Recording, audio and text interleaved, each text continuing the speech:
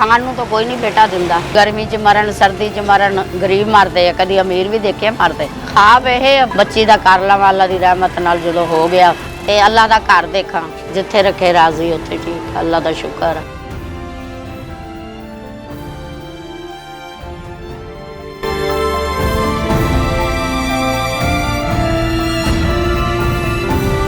मेरा नाम तलत रुखसाना है। मियाँ फौत हो गया, 12 साल हो गए उन्होंने फौत होए। रिश्तेदार कहते रहे नहीं ताना, मेरे चाचे कहते रहे नहीं तंदूर ताना, ਅਸੀਂ ਤਾਵਣ ਕਰਾਂਗੇ। ਮੈਂ ਕਿਹਾ ਕਿਸੇ ਦੇ ਤਾਵਣ ਨਾਲ ਨਹੀਂ ਹੋ ਸਕਦਾ। ਇਹੀ ਸੋਚ ਆਈ ਕਿ ਬੱਚੇ ਲੋਕਾਂ ਦੇ ਮੰਗਣ ਨਾਲੋਂ ਕਰਨ ਨਾਲੋਂ ਆਪਣੀ ਮਿਹਨਤ ਕਰਕੇ ਪਾਲ ਲਵਾਂ, ਉਹ ਨਹੀਂ ਬਿਹਤਰ। ਤੰਦੂਰ ਲਾ ਕੇ ਬੱਚੇ ਛੋਟੇ ਛੋਟੇ ਪਾਲੇ। ਕਾਰੋਬਾਰ ਅੱਜ ਕੱਲ੍ਹ ਹੈ ਨਹੀਂ ਗੇ, ਕਦੀ ਆਟਾ ਮੁੱਕ ਗਿਆ, ਕਦੀ ਲੱਕੜਾਂ ਮੁੱਕ ਗਈਆਂ, ਕਦੀ ਉਹਦਾ ਉਧਾਰ, ਕਦੀ ਉਹਦਾ ਉਧਾਰ। ਇਸ ਤਰ੍ਹਾਂ ਕਰਕੇ ਮਕਾਨ ਕਿਰਾਏ ਦਾ ਵਾ, ਦੁਕਾਨ ਵੀ ਕਿਰਾਏ ਦੀ ਆ। ਬਸ ਮੁਸ਼ਕਲ ਤਾਂ ਹੁੰਦੀ ਆ ਬੇਟਾ, ਜਦੋਂ ਨਵਾਂ ਨਵਾਂ ਕਾਰੋਬਾਰ ਕੋਈ ਕਵੇ ਜਾਂ ਜਗ੍ਹਾ ਤੇ ਬਵੋ, ਇੱਕ ਇੱਕ ਨਾਲ ਮੱਥਾ ਮਾਰੋ, ਮੁਸ਼ਕਲ ਤਾਂ ਹੁੰਦੀ ਆ। ਮਜਬੂਰੀ ਤਾਂ ਕਰਨੀ ਪੈਂਦਾ ਸਭ ਕੁਝ। ਮੈਨੂੰ ਹੋ ਗਏ 45 ਕੁ ਸਾਲ। ਇਹ ਮੇਰੀ ਬਾਂਹ ਤੇ ਫਾਲਜ ਦਾ ਅਟੈਕ ਵੀ ਹੋਇਆ।